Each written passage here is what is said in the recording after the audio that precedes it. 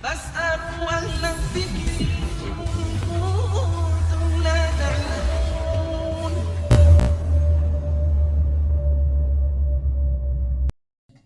Sampai di sini ada yang ingin disampaikan, silakan. Silakan bagi jamaah Masjid At-Tauhid yang ingin bertanya, kami silakan, kami berikan mikrofon.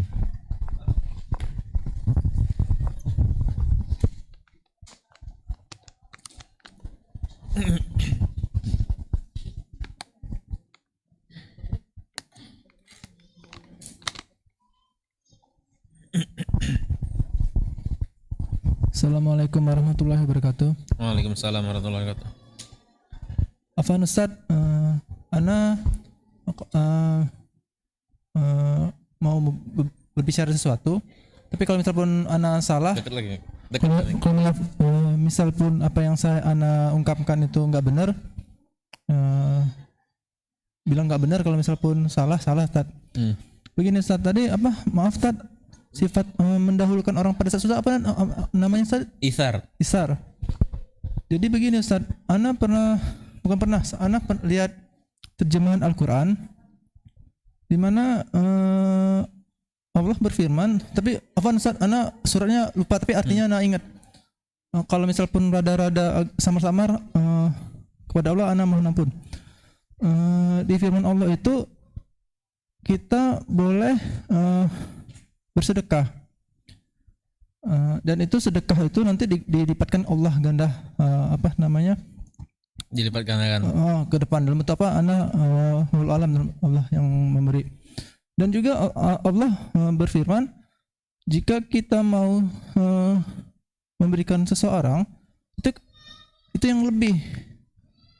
Jadi apa di surah Al-Baqarah, Al-Imran, antara surat itu di situ Isar tadi apakah dia itu gimana ya? Firman Allah mengatakan kalau kita mau memberikan sesuatu pada orang, jadi yang lebih, jangan kita zalim dengan diri kita. Kita punya yang pokok di kita tapi tidak terpenuhi, yang jadi kita sengsara, yang gimana ya? Allah alam itu ada di surah Al-Baqarah atau Al-Imran itu Tad. Jadi gimana itu dengan Isar sama firman Allah tadi Tad? Maaf Tad, afwan jidan kalau ana enggak benar Tad. Assalamualaikum warahmatullahi wabarakatuh. Jadi dua-duanya ada di syariat kita kan. Jadi ketika kita memberi itu sesuatu yang lebih, di antara zakat. Zakat itu kan kelebihan harta. Zakat itu harta yang tidak kita pakai, yang tersimpan, baru dia dihitung itu sebagai harta zakat. Kalau itu dimanfaatkan, enggak, artinya barang yang lebih, ya. Tapi itu dalam kondisi minimal. Jadi seseorang bisa berbuat dalam kondisi minimal atau dalam level tidak sampai di atas, seimbang dengan, setingkat dengan Ithar. Ya boleh, jiwa orang Allah Subhanahu wa taala paham karakter manusia. Ada manusia yang perlu untuk memberi ini dimotivasi dulu dengan sesuatu yang lebih. Ya, kalau kau punya yang lebih, ya uang. Ya. Karena dia pelit. Jadi dimotivasi dulu dengan sesuatu yang lebih dari kau. Tapi dalam yang lain, Allah motivasi lagi dengan meneladani para sahabat.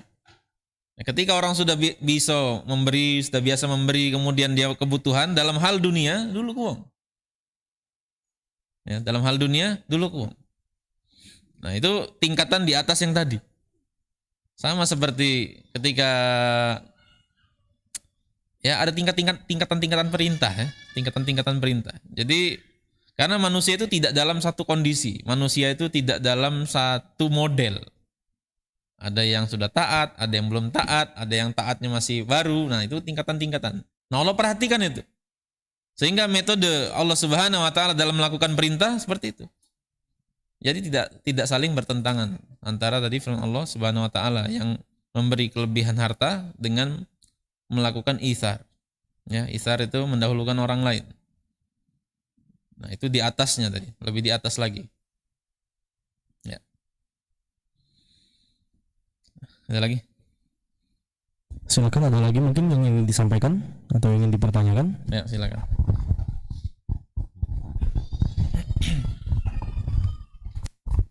Ustaz, izin bertanya Ustaz. Ini Ustaz, terkait dengan cara memahami hadis Ustaz. Kan kita meyakini kalau Rasulullah SAW tuh tidak berkata kecuali itu wahyu Ustaz. Nah, namun ada waktu, Anda lupa kalau tidak salah waktu sebelum perang Badar Ustaz, ada seorang sahabat dari Ansor itu bertanya, apakah ini wahyu atau dari engkau tuh nah itu Anda masih bingung kapan kita meyakini kalau ini adalah wahyu, kapan ini dari pribadi Rasulullah SAW. Itu bagaimana Ustaz? Memang Ustaz. Kalau yang sampai kepada kita ya, itu berlaku di zaman sahabat. Sehingga ada pilihan. Ini perintah atau cuma strategi ya, seperti perang Badar. Di perang Badar Rasulullah naruh pasukan di sini, wahai Rasulullah, ini wahyu bukan? Bukan. Ini pendapat. Ya. Nah, kata para sahabat, kalau yang lebih bagus dekat sumur posisinya. Nah, demikian juga ketika kisah apa? Siapa? Yang itu seorang budak ya. Dua orang budak nikah, kemudian yang perempuan ini bebas. Satunya budak Aisyah. Lupa saya namanya. Bariroh dan Mugith. Ya. Bariroh ini merdeka kemudian. Karena dia merdeka, suaminya masih budak, dia punya pilihan untuk cerai. Ya, cerai dia. Kemudian dia tak cerai dari suaminya. Si Mugith ini ngejar-ngejar Bariroh. Kemana Bariroh jalan, si Mugith di belakangnya sambil nangis. Karena cintanya ditolak oleh Bariroh. Kemudian sian Mugith ngejar-ngejar Bariroh. Kemudian dinasihati oleh Rasulullah. Wahai Bariroh, baliklah dengan Mugith. Kata Bariroh, wahai Rasulullah, ini perintah atau saran?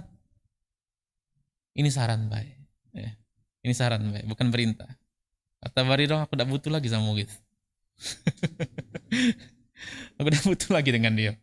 Nah, itu pun terjadi di masa sahabat, milih. Adapun zaman kita tak bisa, wahyu sudah diklasifikasikan oleh para ulama, wahyu ini masuk. Sehingga yang sampai kepada kita wahyu. Seandainya pun itu pilihan, itu juga sudah ada klarifikasinya.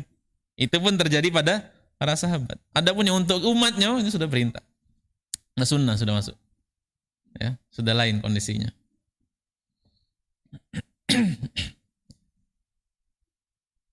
Ada lagi? Terakhir mungkin? Ya, terakhir. 8:30.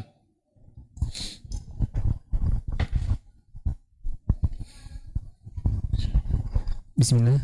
Ustaz, ingin bertanya terkait tentang berpegangan Rasulullah SAW dalam berdiri Ustaz. Kan tadi kan disebutkan ketika ada hajat karena Rasulullah SAW lagi sakit, berpegangan bertumpu dengan pundak sahabat. Nah, ketika sehat, apakah Rasulullah SAW juga bertumpu dengan suatu Ustaz ketika berdiri Ustaz? Nah, itu saja Ustaz. Pas sehat ada tidak riwayat Rasulullah SAW bertumpu dengan sahabat? Tidak tahu. Dengan sesuatu Ustaz. Apa dengan sesuatu? Ketika berdiri dengan mengepalkan tangan untuk berdiri atau gimana Ustaz?